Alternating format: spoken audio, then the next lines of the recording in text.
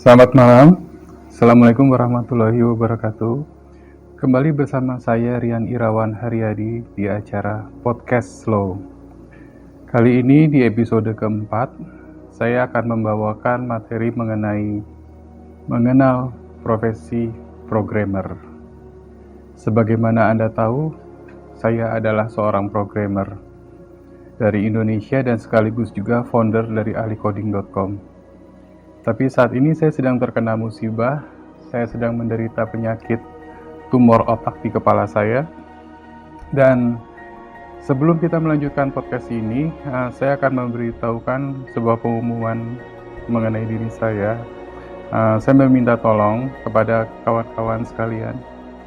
Tanggal 20 Desember 2023 besok, insya Allah saya akan menjalani operasi pengangkatan tumor di otak saya di bagian belakang. Saya mohon doanya dan dukungannya dari kawan-kawan sekalian supaya operasi saya ini berhasil dan saya bisa selamat. Dan juga kepada teman-teman yang kebetulan memiliki golongan darah A ya. Sekali lagi bagi teman-teman yang kebetulan punya golongan darah A yang sama dengan saya minta tolong ya mempersiapkan diri saja, karena siapa tahu saya akan membutuhkannya nanti saat operasi. Anda bisa menghubungi saya dengan melihat nomor kontak saya di website slow.my.id. Di situ ada nomor kontak saya jika Anda memang memiliki golongan darah A, karena siapa tahu saya membutuhkannya saat nanti operasi. Baik, sekian saja mengenai penyakit saya, dan sekarang mari kita kembali ke konten podcast kali ini, yaitu mengenal profesi programmer. Dan pada konten kali ini, sebagaimana Anda tahu, saya adalah seorang programmer. Ya, setiap hari saya berkutat di depan laptop. Saya ibaratnya mengcoding, mengerjakan, membuat software ya di depan laptop. Nah, pada kali ini saya akan menjelaskan kepada Anda semua, yang terutama yang masih awam ya, profesi programmer itu kira-kira apa sih? Ya, apa yang Anda ketahui mengenai profesi programmer? Apakah bayangan Anda seperti film-film hacker gitu, pakai topeng Guy Fawkes, topeng Anonymous, terus menghacking sesuatu gitu? Atau seperti seorang mahasiswa lusuh di depan laptop yang kerjaannya ngoding terus? Apakah itu seorang programmer? Ya, Anda nggak salah-salah amat. Ya, itulah profesi seorang programmer. Ya, jadi sebenarnya ya, kenapa programmer itu banyak menghabiskan waktunya di depan laptop? Ya, karena memang itu pekerjaannya dia gitu. Di laptop itu seorang programmer itu mengerjakan coding, kode-kode pemrograman. Di situ dia merancang aplikasi, bisa mendesain aplikasi, kemudian dia memperbaiki database atau melakukan screening cyber security dan macam-macam. Jadi memang intinya seorang programmer kerjanya selalu di depan laptop. Ya, ini yang menyebabkan kenapa profesi programmer itu terkesannya seperti autis gitu ya. Yang kerjaannya ngeliatin laptop terus, istri sama anak yang nggak diperhatikan. Padahal bukan nggak diperhatikan ya, karena memang pekerjaan dia menuntut untuk tetap fokus di depan laptop ya.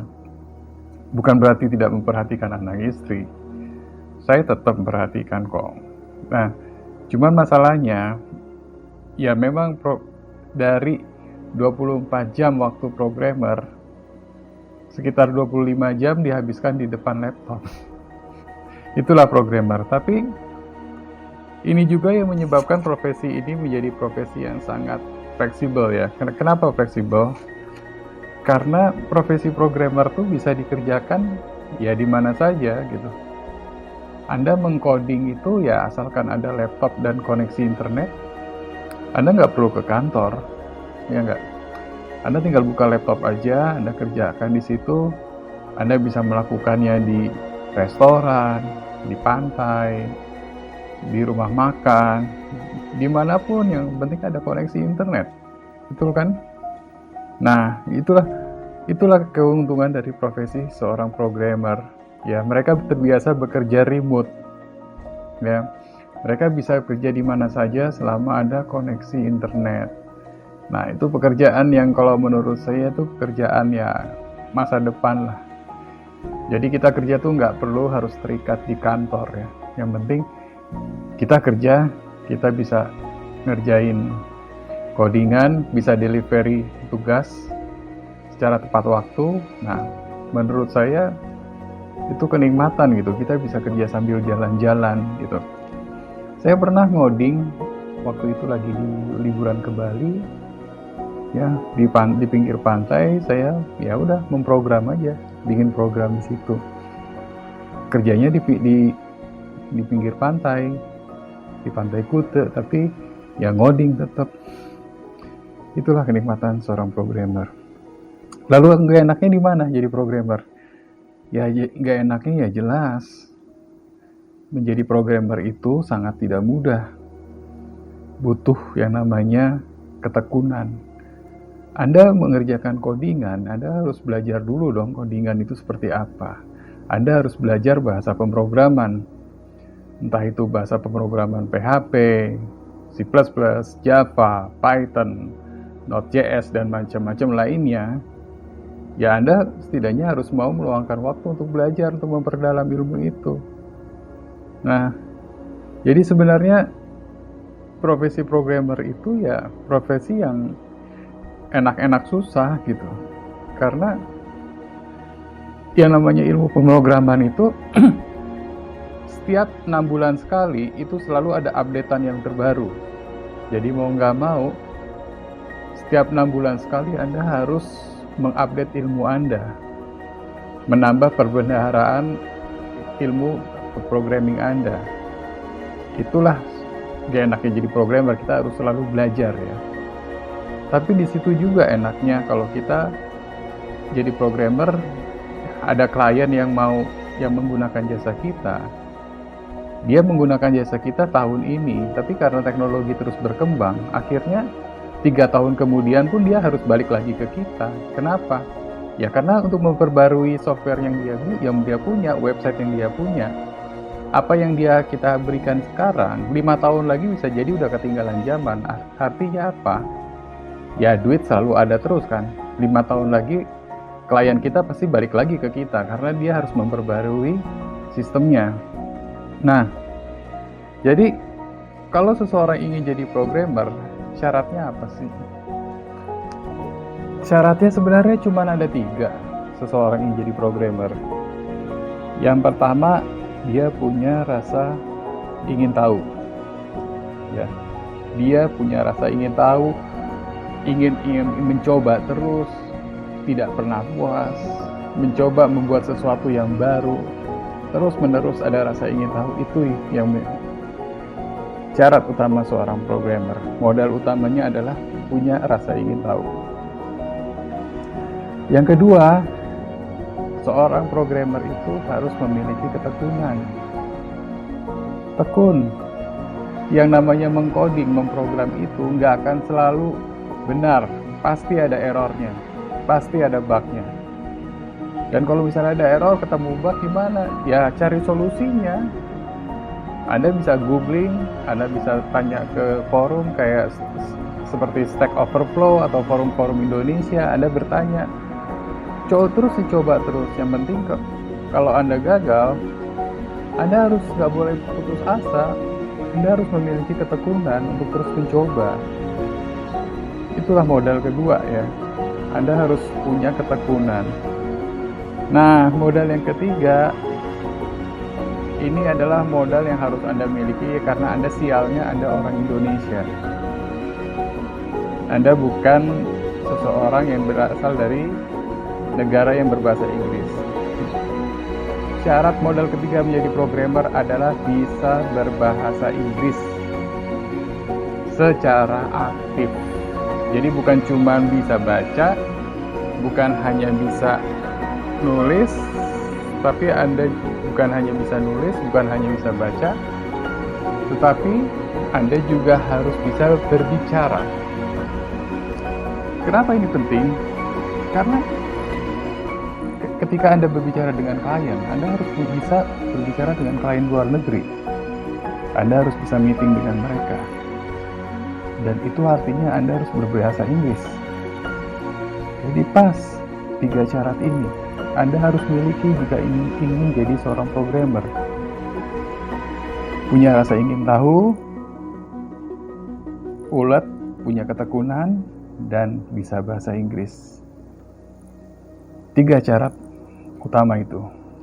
Nah, kemudian ada syarat 2 tambahan lagi. Ada skill tambahan lagi yang harus Anda miliki untuk menjadi seorang programmer. Yang pertama adalah pandai bersosialisasi. Maksudnya apa? Anda harus bisa bersosialisasi dengan bahasa Indonesia dan bahasa Inggris.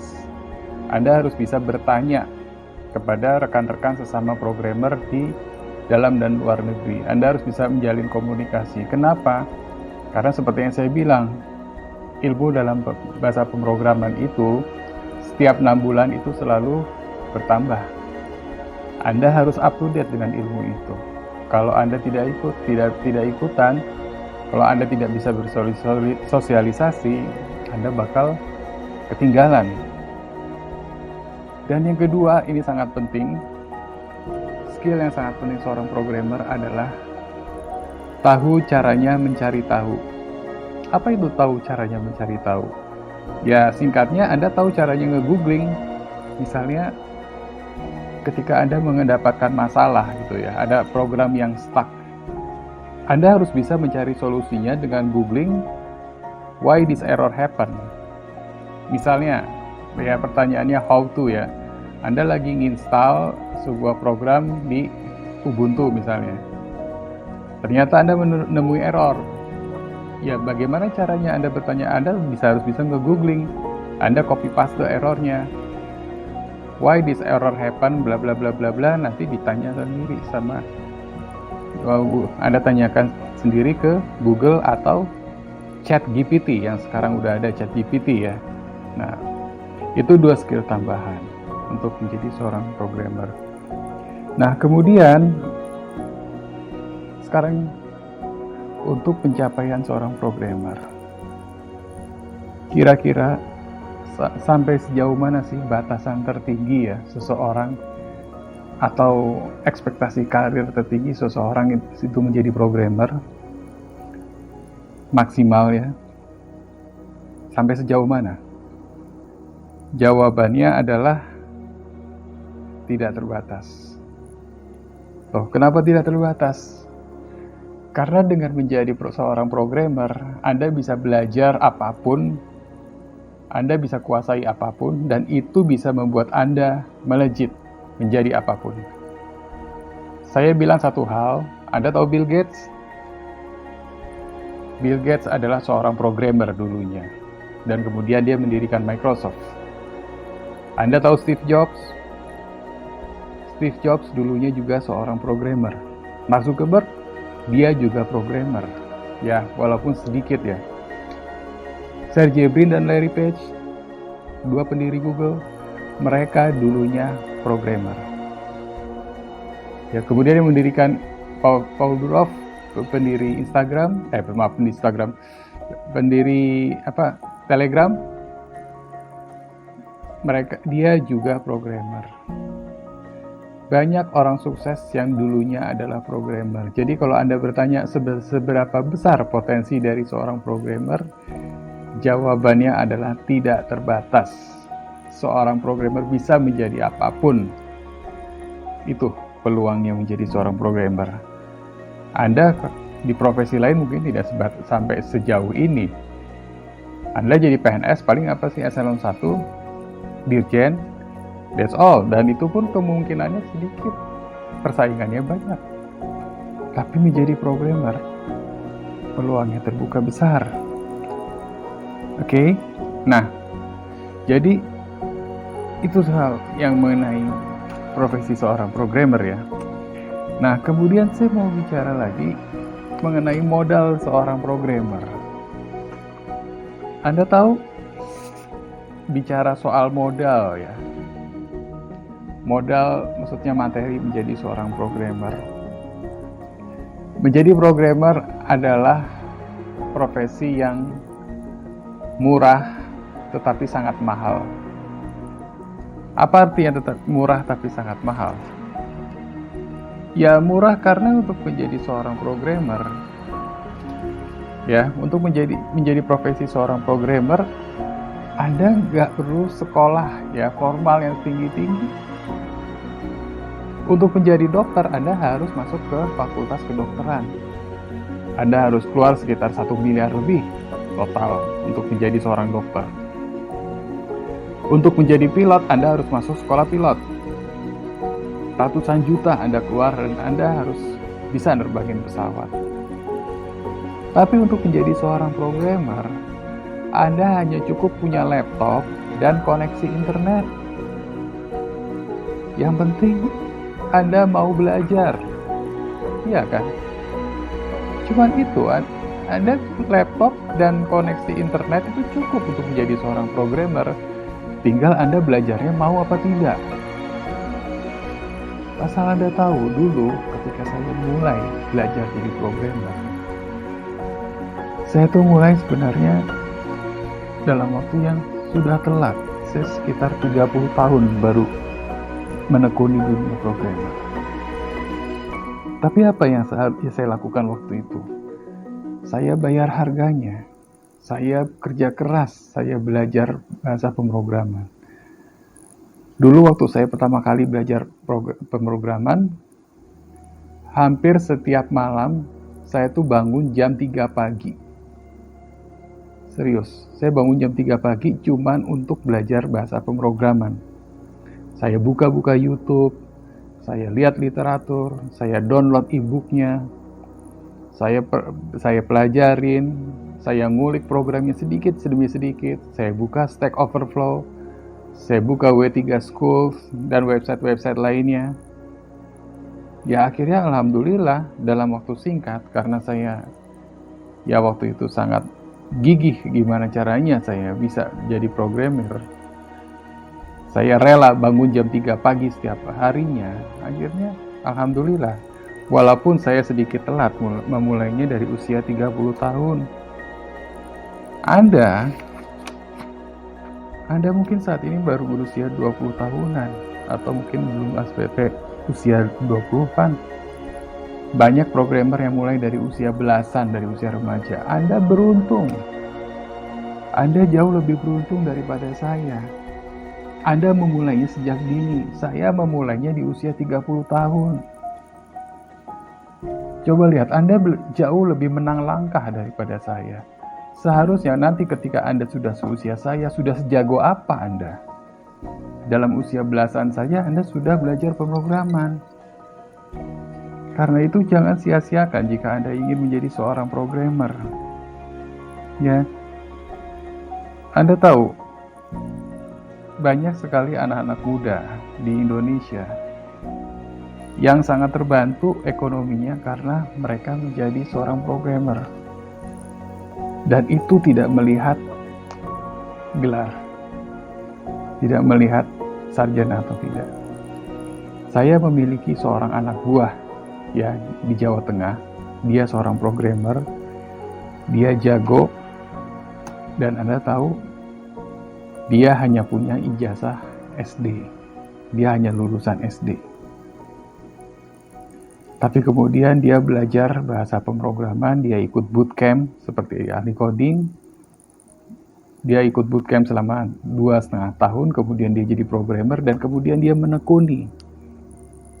Dia belajar terus bahasa pemrograman sampai akhirnya dia bisa jadi seorang programmer dan sekarang jadi technical leader di perusahaan saya. Lulusan SD, Anda bayangkan. Jadi itulah gambaran profesi seorang programmer. Ya, saya itu sangat bermimpi banyak anak-anak muda kita yang bisa menjadi programmer. Ini adalah sebuah pekerjaan alternatif yang sangat memikat, yang sangat berpotensi. Anda menjadi programmer, Anda tuh bisa bekerja di luar negeri.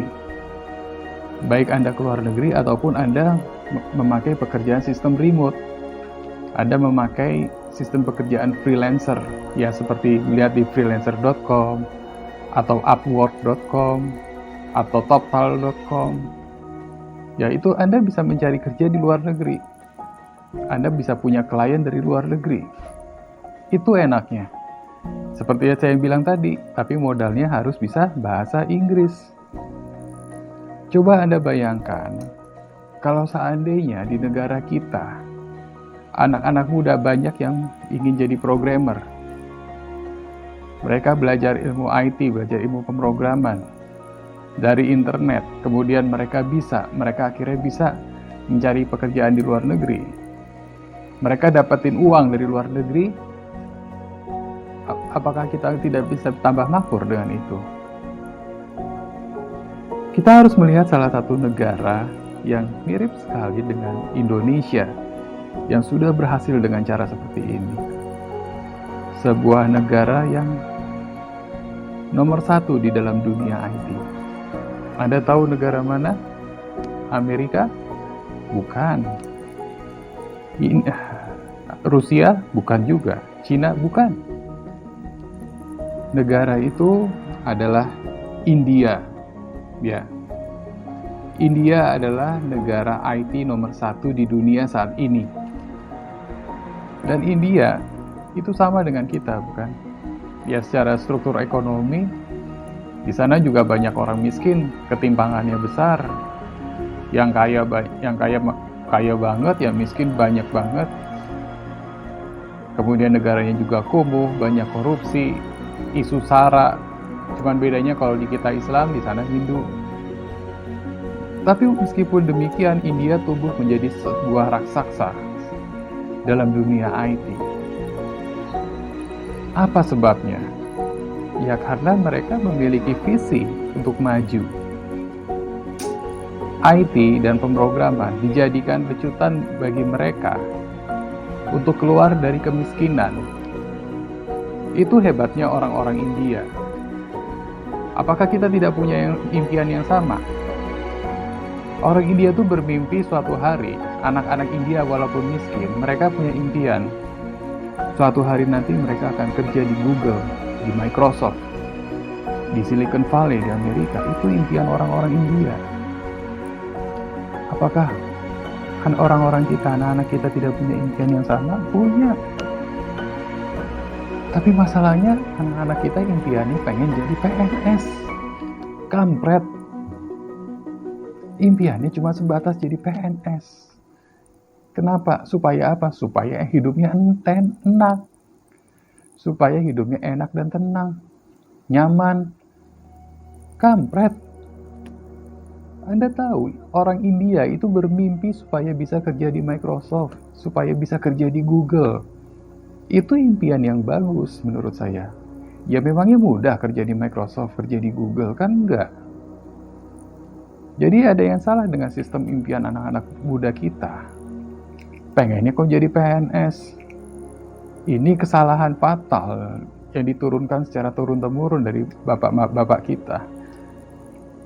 Ayolah, saatnya Indonesia, anak-anak muda Indonesia itu bangkit. Salah satunya dengan belajar pemrograman, supaya kita bisa menyaingi orang India. Supaya orang-orang Indonesia juga bisa kerja di Silicon Valley, bisa buka startup di luar negeri, bisa kerja di luar negeri, menghasilkan dolar, datangkan ke sini. India saat ini, mereka memiliki sekitar 8 juta programmer. Cina memiliki sekitar 9 juta programmer. Tapi nanti 2030 India akan memiliki 13 juta orang programmer. Artinya dengan penduduk 1 miliar lebih, 2030 sudah 1% lebih penduduk India adalah orang IT, programmer. Indonesia saat ini dengan 280 juta jiwa, kita baru memiliki sekitar 800.000 orang programmer. Padahal, jika kita ingin menjadi negara IT, ya minimal yang ketiga aja di Asia, setelah Cina dan India, maka 1% dari penduduk kita itu harus orang IT. Jika kita ada 280 juta, maka 2,8 juta penduduk Indonesia itu harus orang IT atau programmer. Dan Anda lihat, kita belum ada 1 juta, kita baru ada 800.000. Artinya masih ada defisit sekitar 2 juta orang Indonesia yang harus jadi programmer di tahun 2030 nanti. Saat bonus demografi kita panen. Apakah kita bisa melakukannya di tahun 2030 nanti? 2,8 juta orang programmer di Indonesia? Saya pribadi optimis bisa. Itu sebabnya saya dan kawan-kawan mendirikan perusahaan ahlicoding.com. Sebuah perusahaan yang bertujuan untuk mendidik generasi muda Indonesia agar mereka memiliki kemampuan IT dan pemrograman, supaya mereka bisa bersaing dengan lulusan-lulusan IT dan tenaga kerja IT dari luar negeri. ahlicoding.com akan mengajarkan pemrograman, bukan hanya pemrograman, tapi juga kemampuan berbahasa Inggris. Ya, itu adalah impian dari kami. Mudah-mudahan kita bisa mewujudkan itu. Indonesia menjadi negara IT ketiga di Asia setelah Cina dan India. Mungkin sekian saja podcast dari saya buat hari ini. Mudah-mudahan apa yang saya sampaikan bisa menjadi ilmu yang bagus bagi Anda dan menginspirasi Anda, anak-anak Anda, keponakan Anda, cucu-cucu Anda, atau mungkin Anda sendiri untuk berjuang bersama.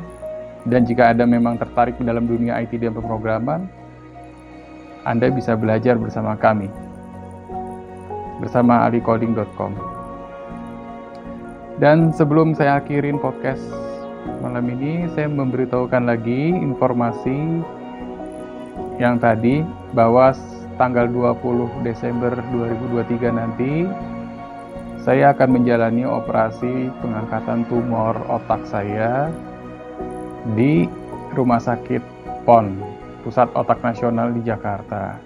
Saya mohon doanya kepada teman-teman sekalian, semoga operasinya berhasil. Dan jika ada teman-teman yang kebetulan memiliki golongan darah A yang sama dengan saya, tolong mempersiapkan diri saja. Anda bisa menghubungi saya dengan melihat website saya, slow.my.id. Di situ ada nomor kontak saya. Mudah-mudahan kalau amit-amit terjadi sesuatu, Anda bisa membantu saya. Baik, itu saja. Terima kasih atas waktunya sudah mendengarkan saya. Kita akan jumpa lagi di podcast Slow yang episode berikutnya. Saya Rian Irawan Haryadi. Assalamualaikum warahmatullahi wabarakatuh.